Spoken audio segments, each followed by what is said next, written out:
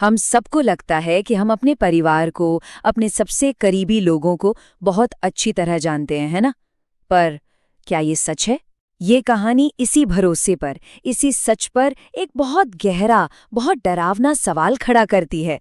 उस दिन मेरी माँ घर पे थी, लेकिन फिर भी वो मेरी माँ नहीं थी।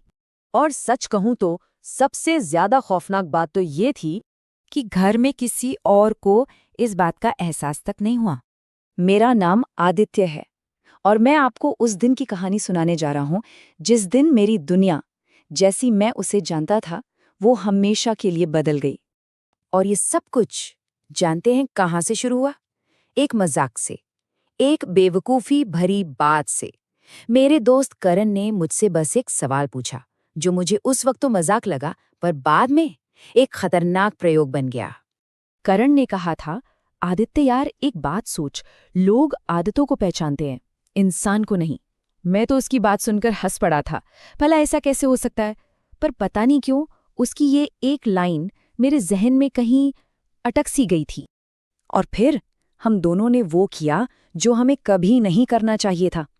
प्लान तो बहुत सीधा साधा था।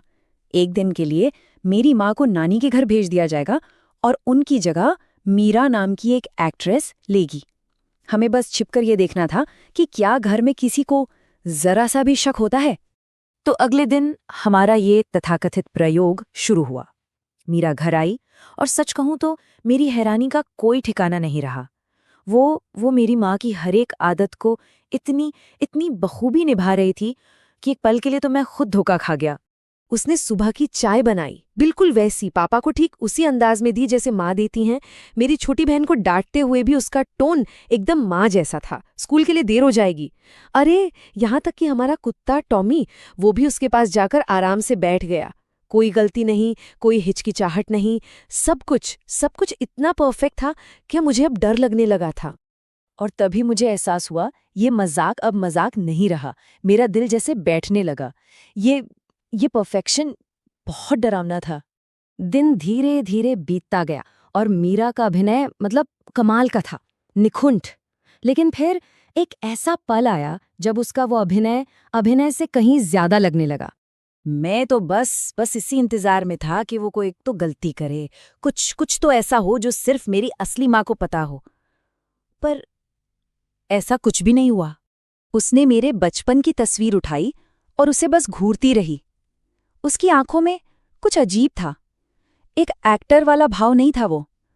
कोई अपनापन था, जैसे कोई पुरानी याद ताज़ा हो गई हो। ऐसा लग रहा था जैसे वो एक्टिंग नहीं कर रही, बल्कि उस तस्वीर को जी रही थी। मैंने उससे पूछा, सब ठीक है?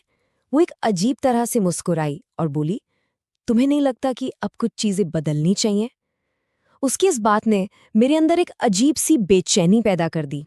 शाम होते होते मेरा डर एक घुटन में बदल चुका था।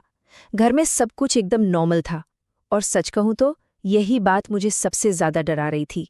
मैंने कांपते हाथों से करण को फोन किया और कहा, बस कर भाई, ये सब बंद करना होगा अभी के अभी। रात को जब मैं पानी पीने के लिए उठा तो मैंने देखा मीरा किचन में अकेली खड़ी है। वो खुद से बहुत धीरे धीरे फुसफुसा रही थी और जो मैंने सुना उसे सुनकर मेरे तो रोंगटे खड़े हो गए। वो कह रही थी, अब इन्हें फर्क नहीं पड़ता, अब मैं रह सकती हूँ। मैं सन्न रह गया। मैंने तुरंत लाइट जलाई। वो मेरी तरफ मुड़ी और उसकी आंखों में अब वो मासूमियत नहीं थी, बस एक खौफनाक शांति थी। मेरी आवाज डर के मारे कांप रही थी। कल तुम यहां नहीं आओगी, ये प्रयोग खत्म। वो कुछ पल खामोशी से मुझे देखती रही और फिर बहुत धीरे से बोली, प्रयोग तुम्हारा था, लेकिन सच मेरा है। अगली सुबह मेरी असली माँ घर वापस आ गई। घर का माहौल फिर से पहले जैसा हो गया, एकदम नॉर्मल। ऐसा लगा जैसे वो एक भयानक दिन कभी आया ही नहीं था।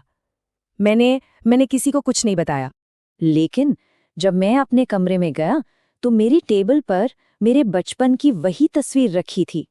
मैंने उसे उठाया और पलटा। उसके पीछे हाथ से एक लाइन लिखी हुई थी, तुम लोग इंसान से नहीं, आदतों से प्यार करते हो। उस दिन मुझे एक बात समझ आई, शायद हम कभी भी किसी भी इंसान को पूरी तरह से नहीं जान पाते। हम तो बस उनकी आदतों के, उनके हर रोज के तरीकों के आदी हो जाते हैं। तो सवाल ये उठता है कि जिन लोगों के साथ हम रहते हैं, क्या हम वाकई उन्हें जानते हैं या सिर्फ उनकी आदतों को जानते हैं?